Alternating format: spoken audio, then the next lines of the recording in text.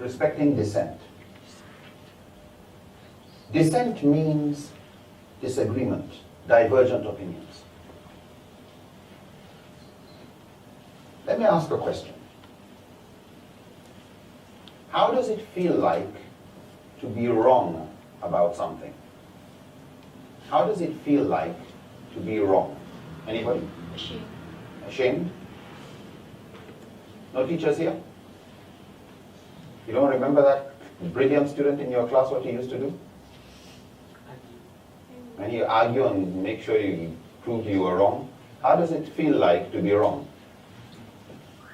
Furious.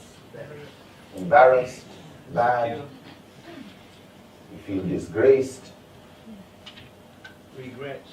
regret. Is that how you felt? Is that really how you feel like when you were wrong? Or that's how you feel like when somebody shows you you are wrong, when you realize you're wrong? Then you feel bad. Before you realized you were wrong, how did you feel? Furious. Curious? Did you feel bad? Before you realized you were wrong, how did it feel? Confident. Very confident. That's why you're arguing. That's why you're even raising your voice. That's why you're saying, just keep quiet, listen to me. Just listen. You know, why? You feel you're right. And after all of that, and the person is saying, ooh, okay. You know, now you start feeling stupid. But before you feel you're wrong, being wrong feels the same as being right, unfortunately. So as you move through life, when people differ from you, who's right and who's wrong?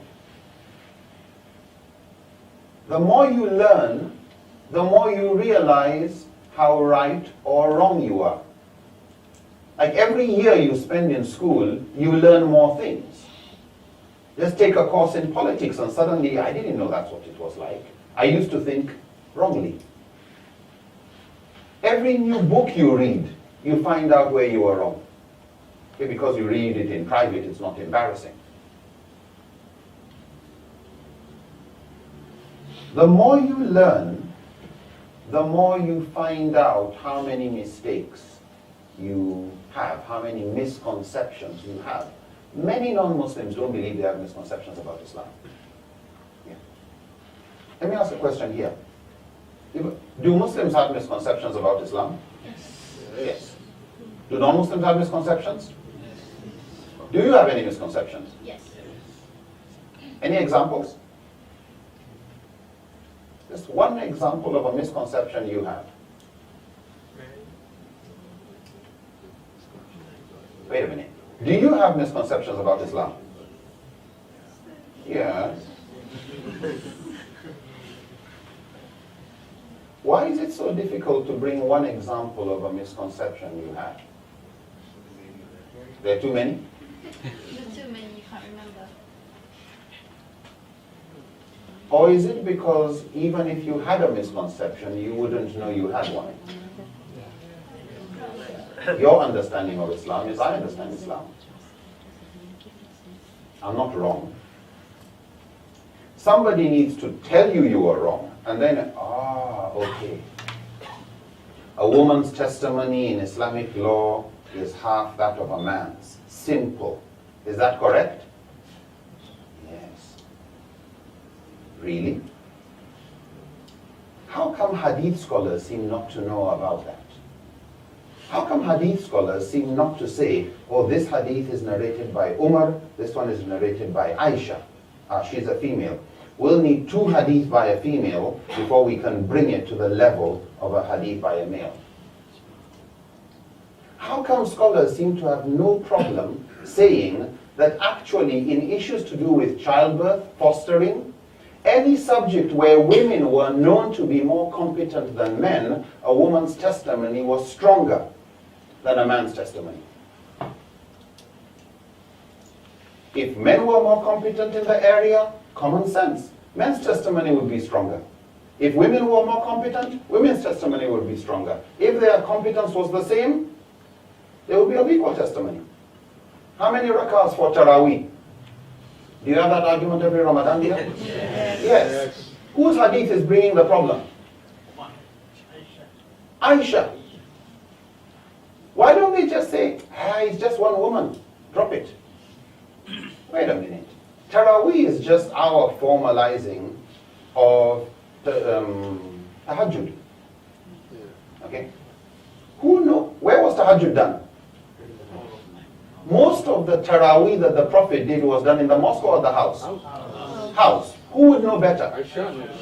His wives would know better. And if Aisha has an opinion, who are you to say that is just a woman? It's not about a woman, it's about competence. If it was, okay, on the battlefield, all right, Aisha, we'll go with Umar here. On something that you would say this is an area where culturally men were better at, you would say that. But the point I'm making here is we have so many Muslims who just have a very simple formula for witnessing. And they honestly believe that is Islam's teaching on the subject. I'm talking about people who have graduated in Sharia. A woman's inheritance is half that of a man's, correct or wrong?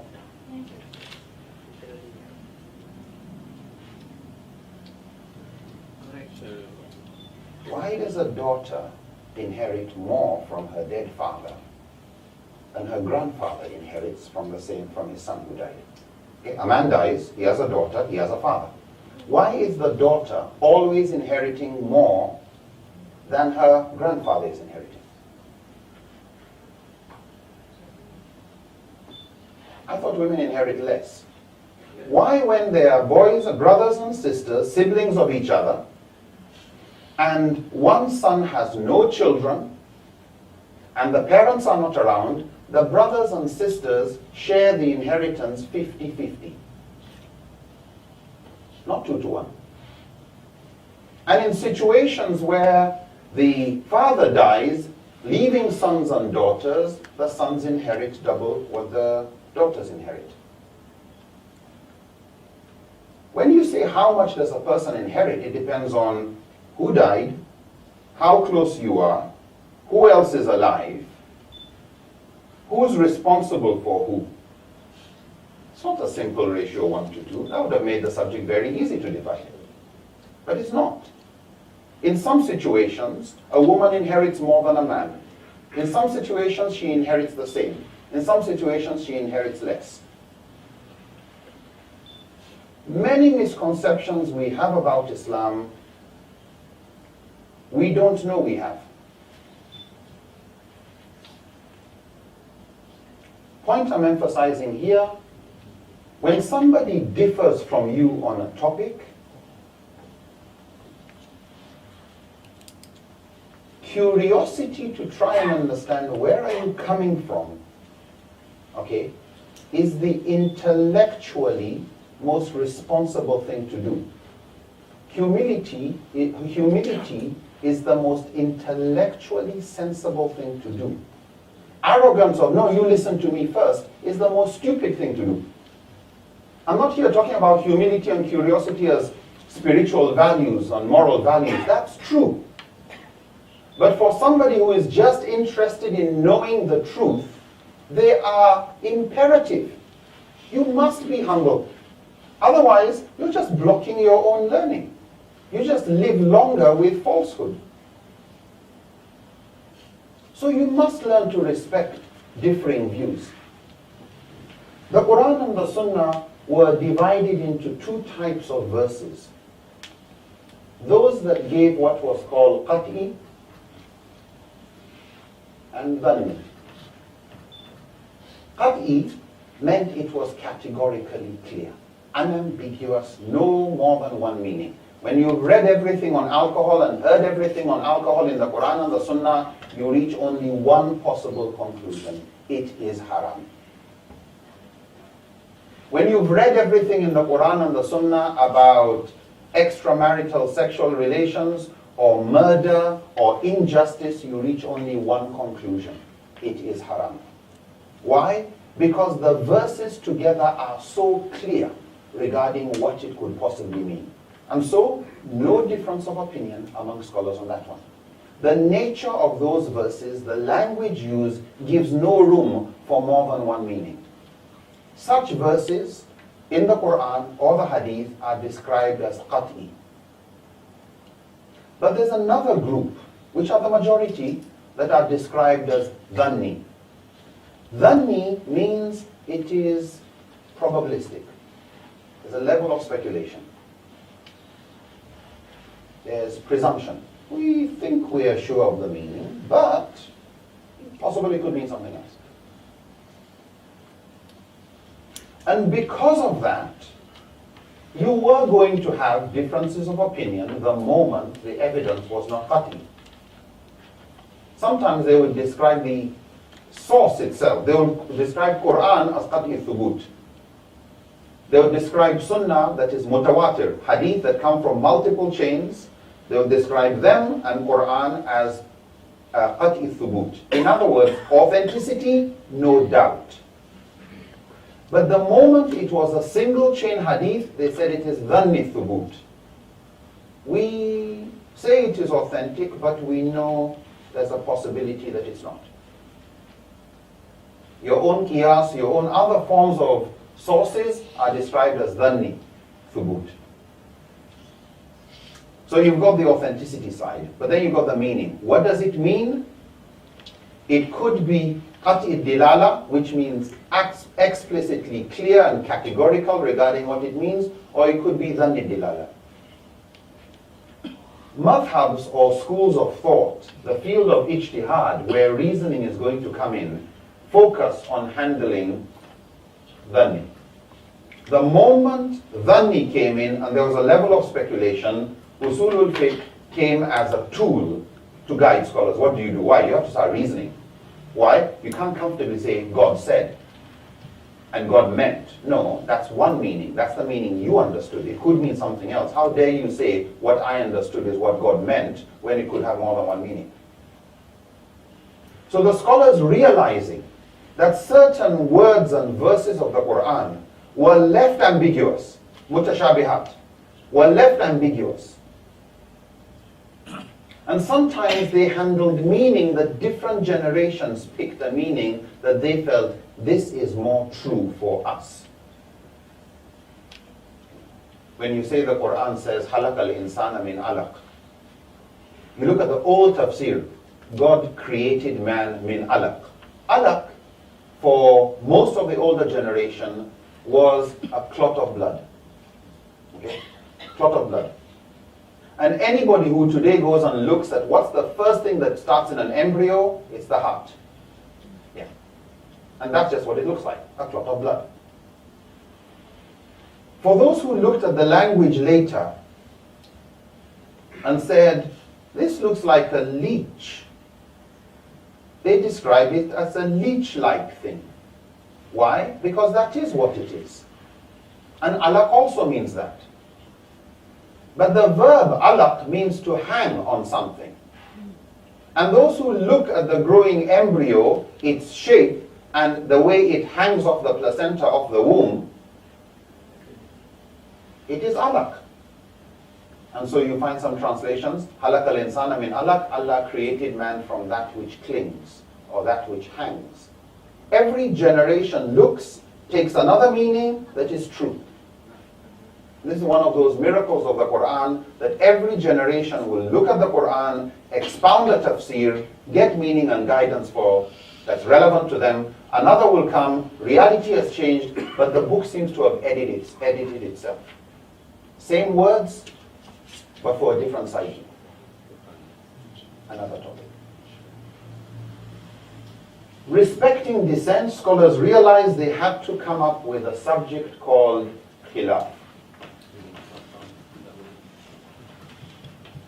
And they compiled books on khilaf. Khilaf meant topics of dissent, subjects on which scholars differ. So books like Bidayatul Mujtahid, wa Nihayatul Muqtasid, and so on and so forth, Al-Mughni, and a number of these books. What's the purpose of these books? Why compile books of differing opinions? Why do you think the scholars did that? Why do you think the scholars would compile books of varying opinions on every topic?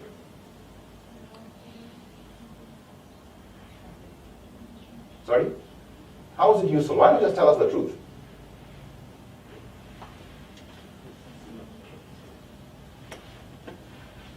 Why do you think a scholar would go about compiling books on topics on which scholars have differed? Do you understand something more clearly? Good. You understand it more clearly. Why? Because you get to see there was another way, exactly, and another way of understanding it. And so that the arguments that took place before don't get repeated by ignorant people. And you also got to know who was holding that opinion. A woman embraces Islam. Her husband stayed as a non-Muslim. You read the books of Khilaf, how many different of opinions? According to Ibn Qayyim, 9 different opinions on that topic. 9 different opinions. From divorce immediately. No divorce after you ask the husband. If he says no, then divorce. No divorce after iddah.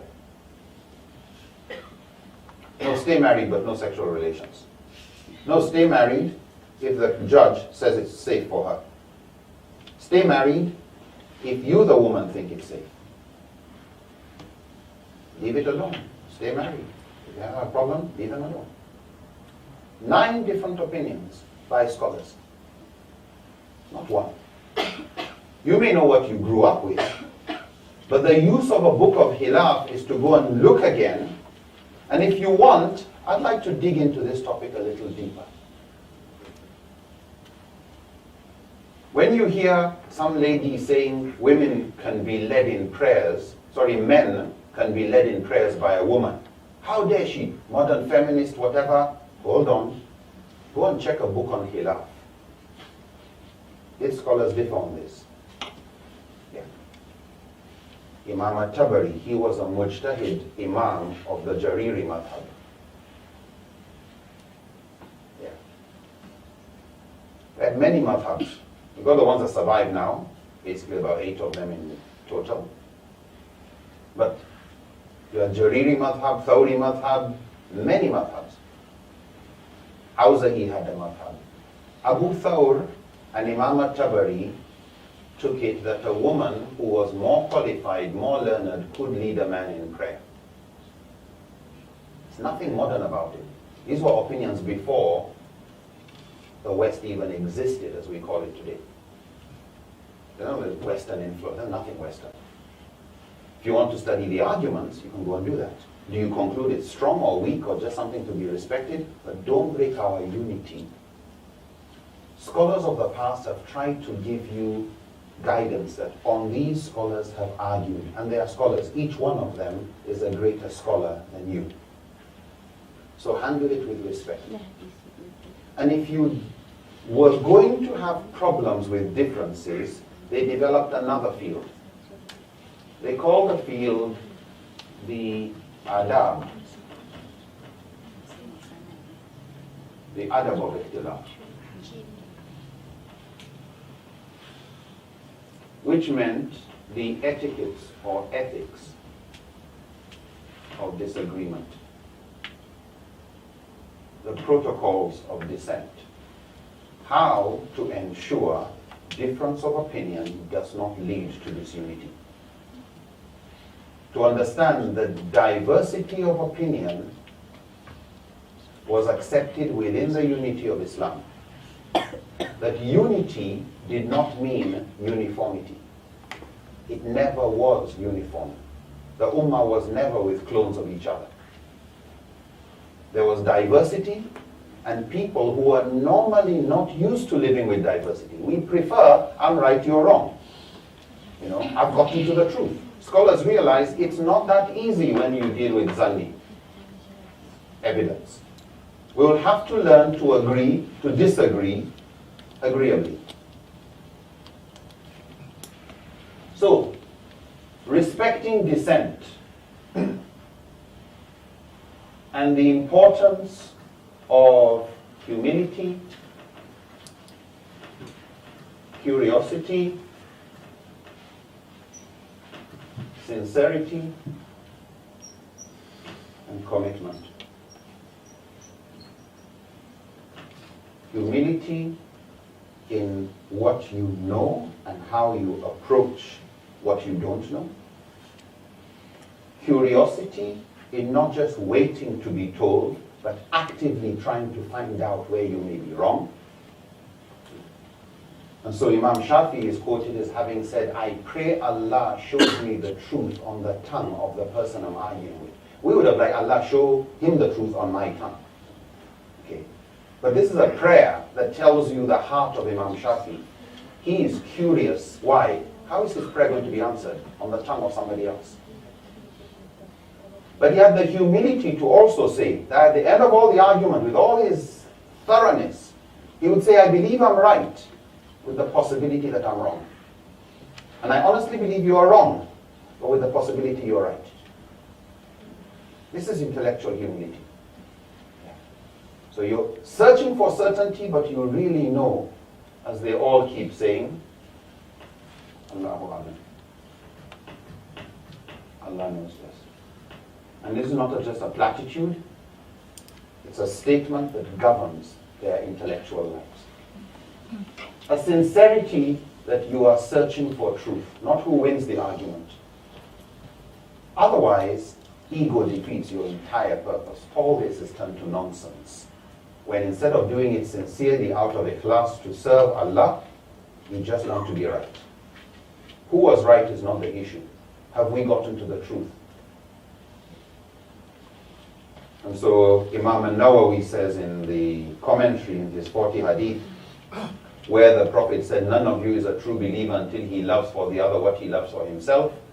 Imam al-Nawawi says, if you love truth and guidance for yourself, you love it for the other. And he said that hadith, love for your brother what you love for yourself, is not just your brother in deen, but your brother in humanity. Many of us like to add the word brother in brackets. None of you is a true believer until he loves for his brother Muslim. That's not what the hadith says. It just says for his brother.